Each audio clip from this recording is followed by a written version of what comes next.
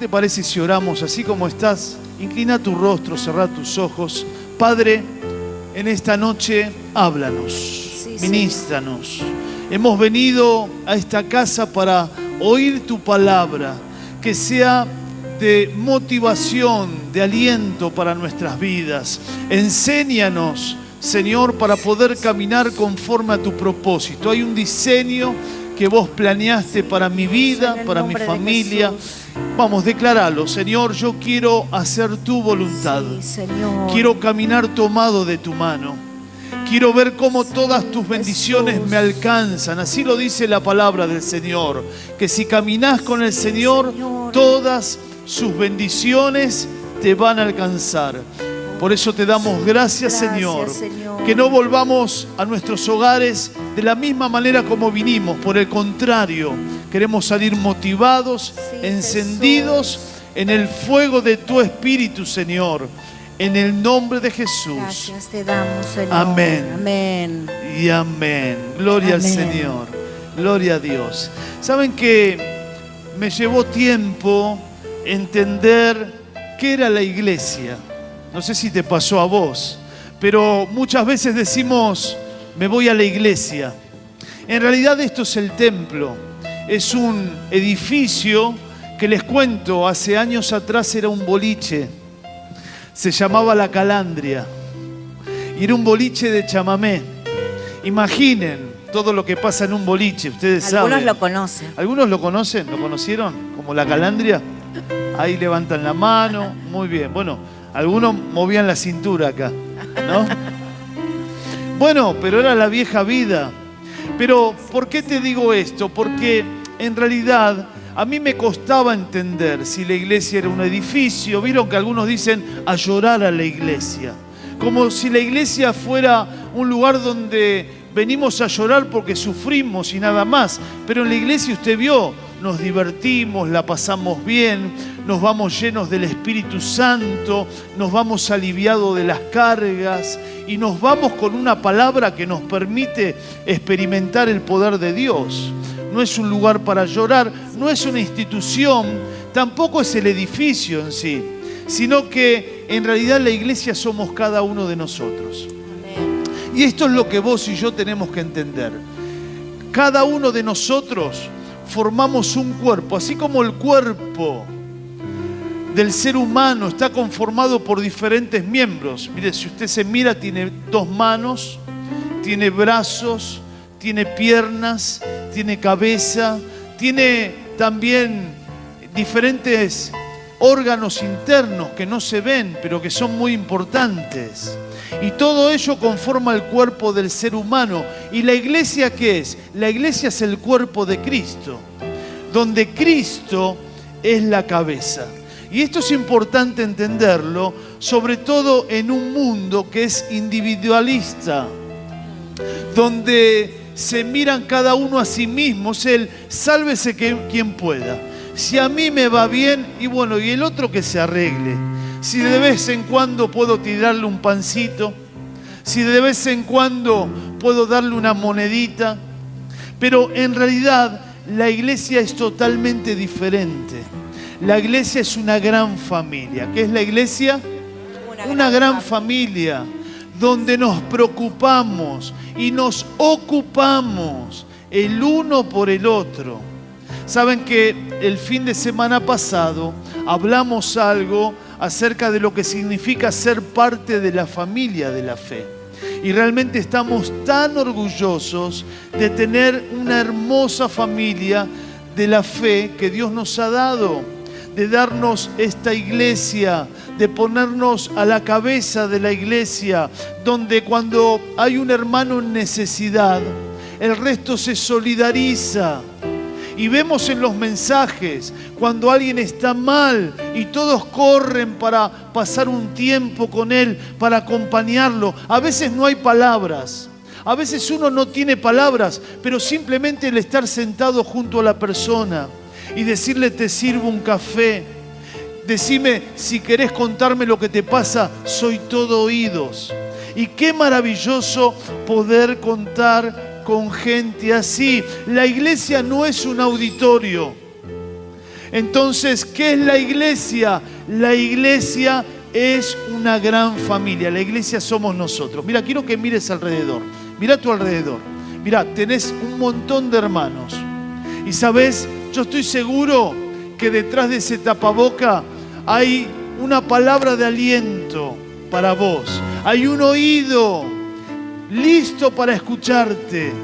Hay un hermano que está dispuesto a acompañarte en todo momento. Pero ¿qué dice la palabra de Dios? Quiero que me acompañes en Primera de Corintios. Primera de Corintios, ahí en el Nuevo Testamento. ¿Qué eran los corintios?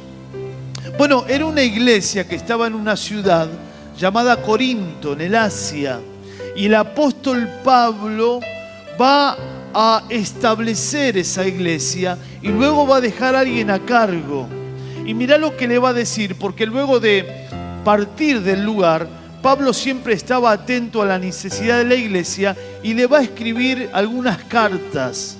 Y esta es la primera carta, en el capítulo 3, versículo 9, Primera de Corintios 3, 9, dice, porque nosotros somos colaboradores de Dios y ustedes, le dice a la iglesia, son labranza de Dios, edificio de Dios. O sea, les va a decir, ustedes fueron edificados por Dios. Fueron el trabajo de las manos de Dios. Y luego el versículo 16 va a decir, ¿no sabéis que sois templo de Dios y que el Espíritu de Dios mora en vosotros? Qué maravillosa revelación que le va a dar el apóstol Pablo a toda la iglesia de Corinto. Y esto es también para cada uno de nosotros. Nosotros, nuestras vidas, nuestros cuerpos son el templo de Dios. ¿Qué es nuestro cuerpo? El templo de Dios. Y debemos cuidar el templo. Debemos honrar el cuerpo. Debemos levantar el nombre de Jesús en nuestro templo. En nuestro templo hay un altar, es el corazón. Y vos sos ese sacerdote que tenés que mantener encendido el fuego del altar. Que tenés que cuidar ese templo y ese altar. ¿Para qué? Para que Jesús reine en tu vida. Por eso es importante cuidarlo. Y mirá qué interesante, porque va a decir, el Espíritu de Dios mora en ustedes. Como verán, el apóstol Pablo dice que somos el templo de Dios, cada uno de nosotros, y somos edificio de Dios. Hay muchas alegorías o muchas imágenes simbólicas acerca de la iglesia.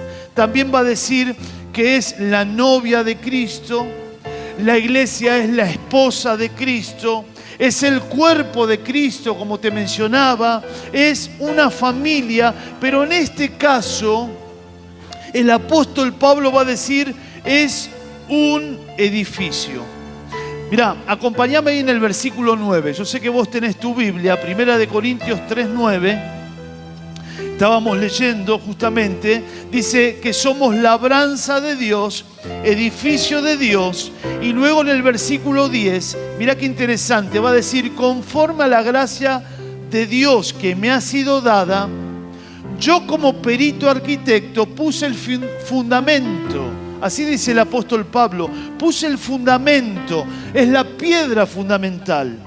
Y otro encima edifica, pero cada uno, ojo, dice, cada uno mire cómo sobreedifica, porque nadie puede poner otro fundamento que el que está puesto, el cual es Jesucristo. Y si otro edificare sobre este fundamento oro, plata, piedras preciosas, madera, heno, hojarasca, la obra de cada uno se hará manifiesta, porque el día la declarará, porque por el fuego será revelada la obra de cada uno, cual sea. El fuego la probará. Si permaneciere la obra de alguno que sobreedificó, recibirá recompensa. Pero si la obra de alguno se quemare, él mismo sufrirá pérdida. Me encanta esta reflexión que el apóstol Pablo hace. Y dice, yo fundé la iglesia, puse un fundamento. ¿Qué es el fundamento? Bueno, es la piedra basal, es lo que va a sostener la iglesia, es lo que sostiene nuestras vidas. Cuando vos tenés un estilo de vida, cuando vos tenés un pensamiento y lo compartís con otras personas, tenés que hacerlo con fundamento. ¿Qué es el fundamento? Bueno, decime, ¿en qué fundamentás tu estilo de vida o lo que estás planteando? Vieron que en estos últimos tiempos hay culturas o hay planteos de diferentes grupos de personas que no tienen fundamento. Pero la palabra de Dios nos da un fundamento a nosotros para vivir como Dios quiere que vivamos. Y si vivimos de esa manera, nos va a ir bien. ¿Qué son esos fundamentos? Son principios, son valores que están en la palabra de Dios. Y que va a hacer que vos no te equivoques al decidir cuál va a ser la persona con la que te vas a casar, al definir cómo vas a llevar adelante tu matrimonio, cómo organizar tu familia, cómo administrar tu economía. Porque permitime que te diga, la Biblia no es un libro que habla de religión, de cómo levantar las manos, de cómo orar, de alabanzas, sino que yo siempre digo, la Biblia es un manual de instrucciones que tiene fundamentos sólidos. ¿Para qué? Para que puedas construir tu vida y que puedas construir una familia fuerte. Y también podríamos decir, poder edificar una iglesia fuerte. Amén. Por eso el título del mensaje, para aquellos que veo que toman nota, es Edifiquemos una iglesia fuerte. Edifiquemos una iglesia fuerte. Y lo primero que vamos a decir, como dice el apóstol Pablo, Jesús es el fundamento. Amén. El fundamento entonces ya fue colocado hace más de 2000 años y todo lo que nosotros podemos hacer es continuar con lo que ya ha sido establecido, que el fundamento es Jesús. Y el apóstol Pablo nos habla a través de esta palabra la importancia de saber edificar en la obra de Dios y la compara con la construcción de un edificio. ¿Cómo comenzamos a construir? A ver, ¿alguno sabe? ¿Algún es constructor? ¿Cómo se comienza una edificación? ¿Se comienza por dónde? Muy bien, por los cimientos, por las bases. Y la base es lo que no se ve, pero sustenta lo que se ve, ¿sí? Y lo que no se ve en este caso, y es lo que estamos hablando, es lo espiritual. Y lo espiritual entonces va a determinar la casa que vamos a edificar, si va a estar firme, si va a estar fuerte, si va a estar sólida, ¿no? Porque todo esto va a sostener lo que luego se edifique por encima, ¿sí? Ese crecimiento. O si esa casa tal vez está débil, está floja, entonces, ¿qué va a pasar con esa casa? Todo se va a caer, todo se va a derribar. Por eso, qué importante es evaluar la calidad de nuestro trabajo. Como decía el pastor, las bases espirituales son los valores que tenemos, son nuestros principios, que todo tiene que estar basado en Jesús, en la palabra del Señor.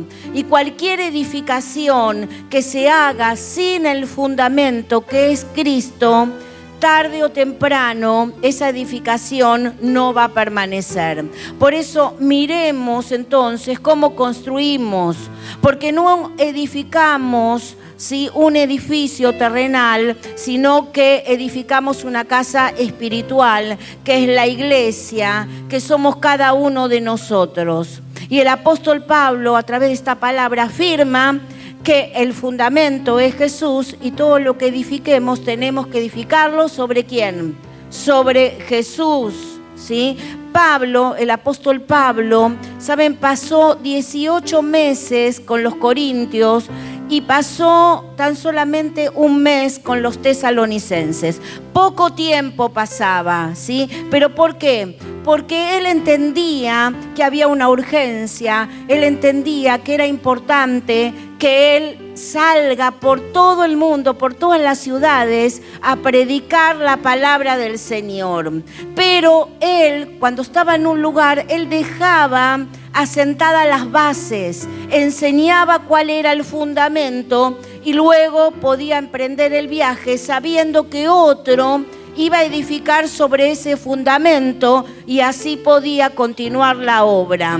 Pero él, ¿saben?, no se desentendía de esa iglesia porque él seguía discipulando, él seguía enseñando, él seguía corrigiendo, él seguía alentando a esa congregación, él seguía discipulando. Por eso, iglesia, todo trabajo que hagamos, todo trabajo que llevemos adelante, tiene que edificarse sobre el fundamento. Todo, nuestra vida, nuestra casa, nuestra familia, nuestro matrimonio, el ministerio, todo se tiene que edificar sobre el fundamento. Ahora, ¿por qué Jesús es el fundamento? El Señor nos afirma: porque Jesús es la roca inconmovible por los siglos de los siglos. Y todo aquel entonces que edifique sobre la roca, pueden venir los vientos, pueden venir las tormentas, pueden venir los problemas, grandes problemas, sí, pero esta casa va a permanecer porque está edificada sobre la roca. Esa casa sobre la roca no se va a caer. Tu familia no se va a derribar. ¿Por qué es el fundamento?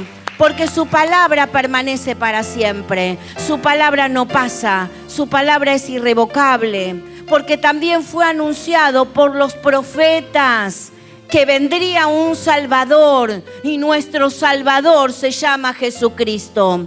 Porque fue exaltado hasta lo sumo, como nos dice el libro de Filipenses capítulo 2, porque le es dado por el Padre un nombre. ¿Quién le dio un nombre? El Padre. Y le dio un nombre que es sobre todo nombre. Sobre todo nombre. Qué tremendo y qué poderoso es nuestro Dios, porque nos dice su palabra, para que en el nombre de Jesús se doble toda rodilla de los que están en el cielo, en la tierra y debajo de la tierra. Amén, amén. ¿Cuántos creen que poderoso es el nombre de Jesús? Amén, poderoso amén. Es el nombre de Jesús. Amén, amén. Aleluya. Por eso, sin temor a equivocarme, puedo decirte que no sé cuál es el problema que tengas por delante. No sé cuál es el desafío, la dificultad, pero el nombre de Cristo está por encima de todo nombre. Amén. Por encima del cáncer está el nombre de Jesús. Amén. Por encima de las drogas está el nombre de Jesús. Por encima de este virus está el nombre de Jesús. Tenemos que cuidarnos, tenemos que guardar el protocolo, usemos barbijo, alcohol en gel. Ustedes verán, tenemos más reuniones con menos gente, hay gente que se conecta online. Tomamos todos los recaudos, pero no tengas temor, que el temor no gane tu cabeza, que el temor no te paralice. Una cosa es el temor lógico de decir, me tengo que cuidar. Otra cosa es que te encierres en el temor. Porque tenemos un Cristo que está por encima de todo. No tengas temor. Tenemos un Jesús que es importante y es grande. Mirá, el nombre de Jesús es importante porque Él es el que resuelve nuestro pasado. Podemos decir que si confesamos nuestros pecados, Jesús es fiel para perdonar cada uno de nuestros pecados. Él te ha dado una nueva vida. Él te ha dado una nueva oportunidad. No importa lo que hayas vivido antes. Por eso me reía cuando algunos levantaron las manos y yo venía a bailar acá. Claro, si yo te cuento lo que fue mi pasado. Pero la Biblia dice, las cosas viejas pasaron, todas son hechas nuevas. Y eso es cuando vos te atreves a caminar con Jesús. Por eso el nombre de Jesús es importante, porque Jesús es resolución del pasado. Vamos a decir también que es fuerza para el presente. Pablo declaraba, todo lo puedo en Cristo porque Él me fortalece. ¿Cuántos pueden repetir conmigo? Todo lo puedo en Cristo porque Él me fortalece. Él es nuestra fortaleza. Él es el que te va a acompañar en los momentos difíciles. Dice la palabra, Él es el que te sostiene con la diestra de su justicia. Es nuestra torre fuerte, es nuestro alto refugio. Él abre caminos allí donde no hay. Y dice, aunque pases por el fuego, no te quemarás. Aunque pases por las aguas, no te vas a ahogar. ¿Qué significa? Aunque estés en medio de los problemas, si vos estás caminando con Jesús, ningún mal prevalecerá sobre tu vida. Amén. ¿Cuántos pueden darle un aplauso a Jesús? Amén, gloria al Señor. Gloria a Dios. Vamos a decir también que Cristo es nuestro futuro y nuestra esperanza. Mirá lo que dice Colosenses 1:27. Cristo en vosotros, la esperanza de gloria. Y qué maravilloso esto. Cuando vos y yo conocemos a Jesús, tenemos algo que se despierta y comienza a crecer, que es la fe y la esperanza. La fe es para el hoy y la esperanza es para el mañana. Hay cosas que estamos esperando. ¿Cuántas esperan cosas? A ver, ¿cuántos esperan cosas para mañana? Cuando vos tenés a Jesús, tenés la esperanza, es la esperanza de gloria. Hay gente que ya no tiene esperanza, lo ha perdido todo. Yo veo a los chicos que muchas veces están en las esquinas y se drogan, se alcoholizan. En realidad yo me he dado cuenta porque he sido parte hace tiempo atrás. En mi vieja vida no tenía sueños, era simplemente el vivir el hoy, conseguir unos pesos para poder pasar el día y mañana vemos qué nos depara el futuro, qué nos depara el destino, y así vivíamos, sin sueños, sin esperanza. Pero cuando venimos a los pies de Cristo, recobramos los sueños y recobramos la esperanza, porque Cristo es la esperanza de gloria. ¿Cuántos pueden decir amén? Dale un aplauso, dale. Él está aquí, dale un aplauso a Jesús. Gloria a Dios. Por eso, todo lo que edifiques, edificalo sobre Jesús, hacelo sobre Jesús. El noviazgo, las relaciones, edificalas sobre Jesús. Nunca lo dejes afuera a Dios. Hay gente que deja afuera de su vida privada a Dios. Y eso es ser un religioso. Vienen a la iglesia, escucha la palabra, conoce las canciones, levanta las manos, pero después su vida deja mucho que desear. Es porque no lo involucra a Dios. Y cree que Dios es solo parte de una liturgia, que Jesús es solo parte de la liturgia religiosa de un día donde me congrego. Y después el resto de la semana hago lo que quiero. Pero ¿sabes qué? Todo lo que te va a sustentar es el fundamento. Y no hay otro fundamento más poderoso y más grande que Jesucristo. Amén. Si vos lo involucrás a Jesús en todo, te va a ir bien. ¿Que podés tener problemas? Claro que sí. En un momento el Señor invitó a sus discípulos a subir a una barca para emprender un viaje. Y en medio de ese viaje se levantó una tormenta. Y dice la palabra que Jesús estaba durmiendo sobre un cabezal. Parecía que a él no le importaba nada. Parecía que él estaba dormido. Los discípulos comenzaron a desesperar y decir: nos ahogamos y Jesús está durmiendo. ¿Cómo no cuida de nosotros? Son los pensamientos que vienen a tu vida, a mi vida, cuando pasamos por problemas. Creemos que Dios no nos escucha, creemos que Dios no está, pero qué maravilloso. En un momento el Señor se levantó, detuvo la tormenta, detuvo los vientos, porque permitime que te diga, aunque pases por problemas, aunque pases por momentos difíciles, si vos estás en la barca con Jesús, tenés la victoria asegurada. Amén. Tenés la victoria asegurada. Amén. Dale un aplauso a Jesús. Lo segundo que vamos a decir es que somos sobreedificadores. Pablo, como perito arquitecto, se aseguraba del fundamento. Así lo dice su palabra en 1 Corintios 3:10. Conforme a la gracia de Dios que me había sido dada, yo como perito arquitecto puse el fundamento y otro edifica encima, pero cada uno mire cómo sobreedifica. Pablo ponía el fundamento y otro edificaba encima. ¿Sí? ¿Saben? La calidad del fundamento marca el nivel de la obra. Pablo nos dice, miren, cada uno cómo sobreedifica. Cada uno. O sea que no es responsabilidad de Dios, sino que es responsabilidad de cada uno de nosotros de mirar cómo estamos edificando. Ahora, la calidad de la edificación depende de la calidad de materiales que pongamos, ¿verdad? Los que saben que es importante los materiales, ¿no es cierto?, que uno pone sobre su casa.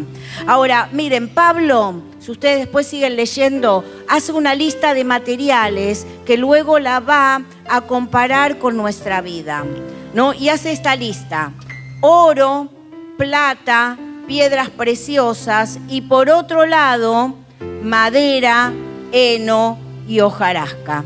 Y en el versículo 12 dice que cualquiera de estos materiales, o mejor dicho, con cualquiera de estos materiales podemos edificar.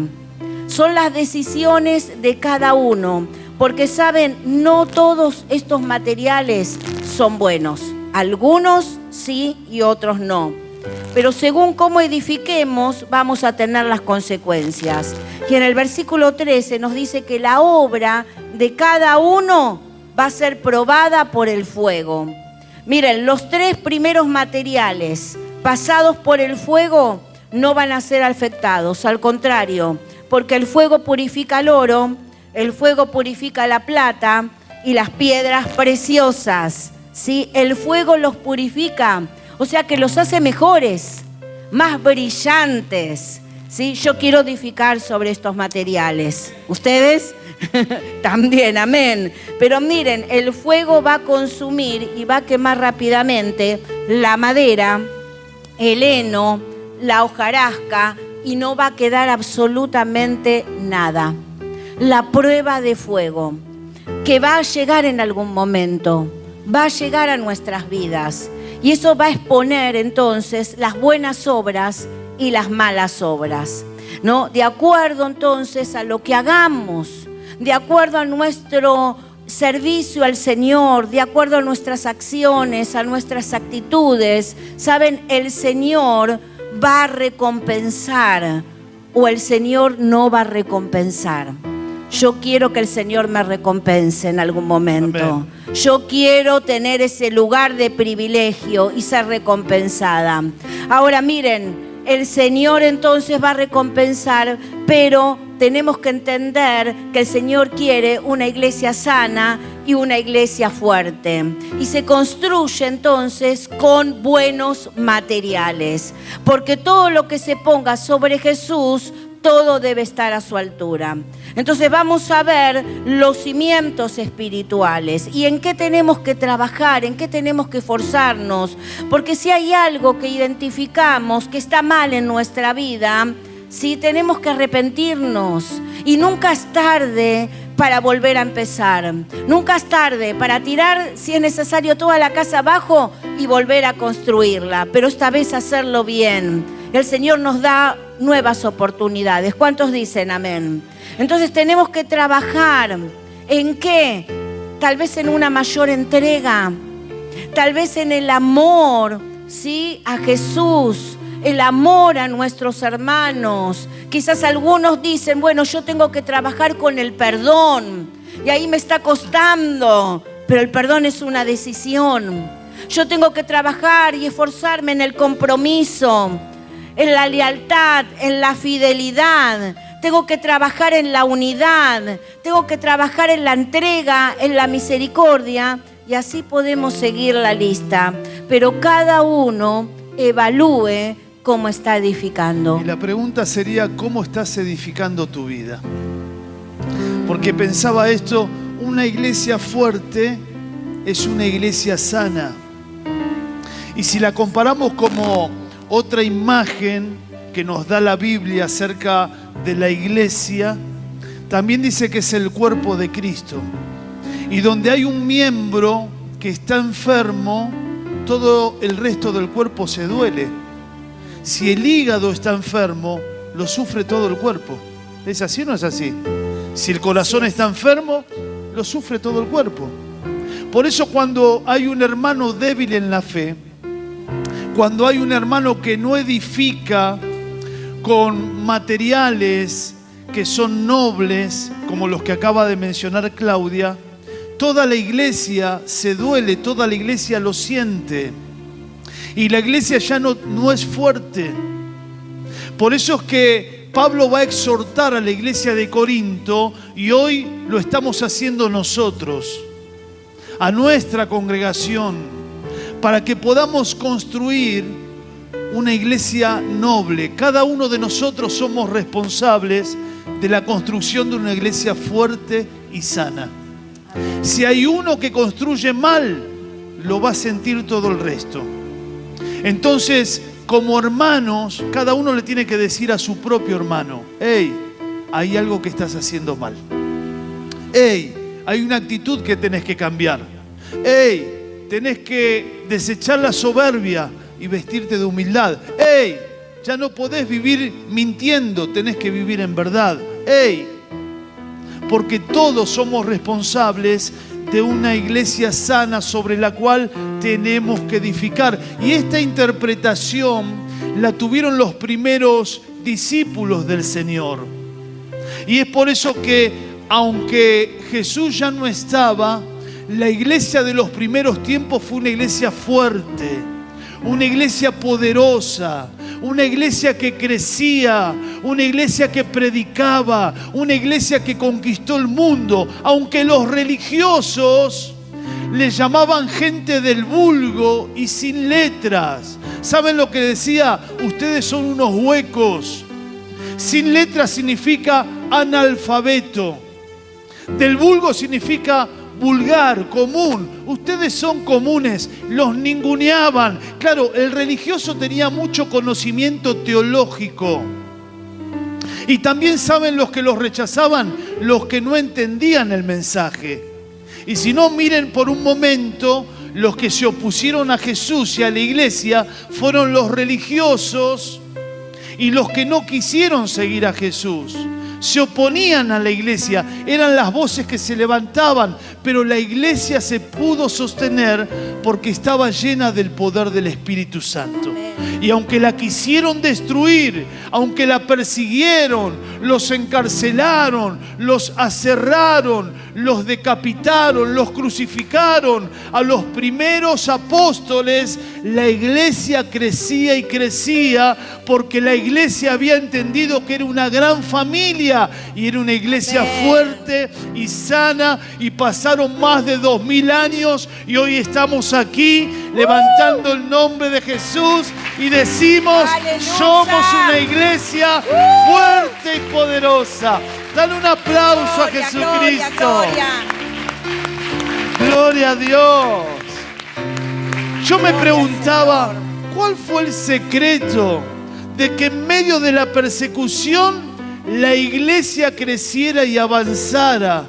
Y la respuesta es que ese puñado de hombres y mujeres decidieron vivir a la altura de Cristo. Edificaron sobre fundamentos y no le hicieron caso a la religiosidad. Se apartaron del mundo y vivieron una vida conforme a la palabra de Dios. Amén. ¿Cuántos se van a atrever a caminar y edificar conforme a la palabra de Dios? Amén. Yo quiero que te pongas en pie. Vamos a orar. Todos corremos el riesgo de caer en la religiosidad. Escuchá lo que te voy a decir. Todos corremos el riesgo de caer en la religiosidad. Pero como bien mencionaba Claudia, lo único que te va a sostener en los momentos difíciles es haber edificado tu vida, tu familia, sobre el fundamento que es Jesús. ¿Ya lo ves? En estos tiempos de pandemia, la iglesia ha sido probada. Y donde muchos levantaban las manos y oraban en lenguas y conocían todas las canciones y se llenaban la boca hablando de Dios y del poder de la fe, hoy muchos ya no están. Muchos se han apartado. Y uno dice, ¿qué pasó? Es que simplemente tuvieron una experiencia religiosa. Pero aquel que tiene una experiencia con Cristo, una experiencia de vida, algo que impactó su vida y puede dar testimonio a esa persona que tuvo un cambio y puede decir, antes era así y ahora Cristo cambió mi vida. Antes me drogaba y ahora fui libre de las drogas. Antes mi matrimonio era un calvario, ahora somos felices. Hay un testimonio, hay una experiencia de vida. Si vos seguís edificando sobre el fundamento, sin pensamientos religiosos, sin desviarte, aunque vengan las tormentas de la vida, vas a permanecer firme y la iglesia será una iglesia fuerte, sana y poderosa. Levanta tus manos al cielo. Padre, queremos darte gracias. Gracias por esta palabra. Señor, hoy estamos aquí mirándonos a nosotros mismos frente al espejo que es tu palabra.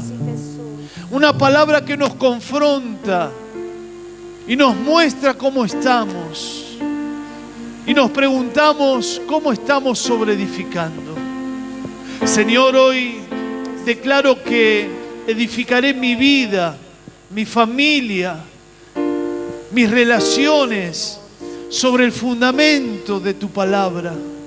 Señor, yo no me desviaré haciendo lo que a mí me plazca. Por el contrario, seguiré edificando con materiales nobles, de humildad, de lealtad, de fidelidad, de valores y de principios que están en tu palabra, en la palabra de Dios.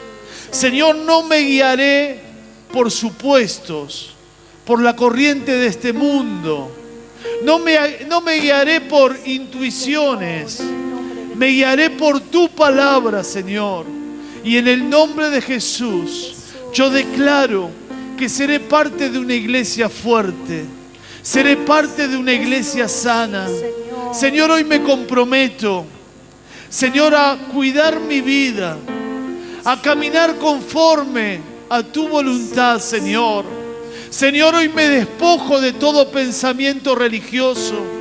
Hoy me despojo de todo aquello que me hace distraer de lo que tú quieres hacer en mi vida.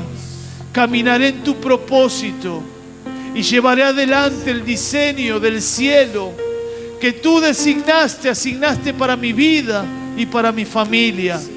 Seré parte de la iglesia que tú soñaste. En el nombre de Jesús. En el nombre de Jesús.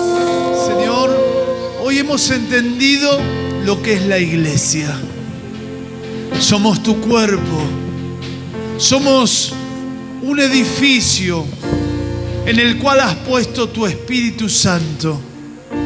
Somos el edificio que lleva luz a todo lugar.